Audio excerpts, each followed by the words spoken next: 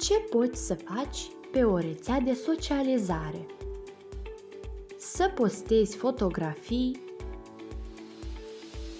să spui glume, să spui ce gândești despre aproape orice și să vezi ce fac prietenii tăi.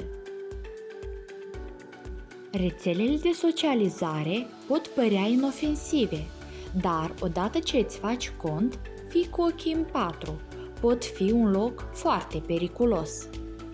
Nu posta informații pe care nu ai vrea să le vezi la televizor sau pe prima pagină a ziarului. Gândește-te la persoanele cu care comunici. Cine sunt prietenii tăi? Unii au sute de prieteni online, alții mii. Deci, ai putea crede, cu cât am mai mulți prieteni online, cu atât mai bine. Fals! Dacă gândești așa, e ca și cum te-ai arunca în gol fără parașută.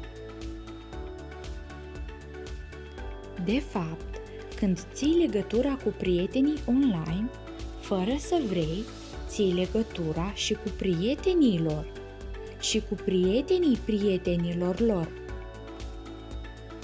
Așa că ai putea ajunge să vezi postări ale unor necunoscuți, persoane cu convingeri religioase și morale diferite de ale tale, care folosesc un limbaj vulgar sau postează lucruri despre care știi că sunt greșite. Nu ăștia sunt prietenii cu care vrei să-ți petreci timpul, nici măcar online. Și ar mai fi un pericol. Sunt și oameni care ascund ceea ce sunt. Ei se dau drept altcineva și par foarte prietenoși, dar, în realitate, foarte periculoși. Deci, când vine vorba de prieteni, trebuie să fii selectiv.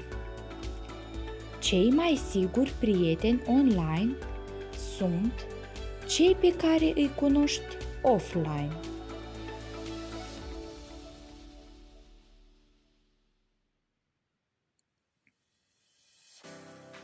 Mai e ceva la care trebuie să te gândești. Stabilește-ți limite și nu permite ca viața online să-ți dea peste cap viața reală.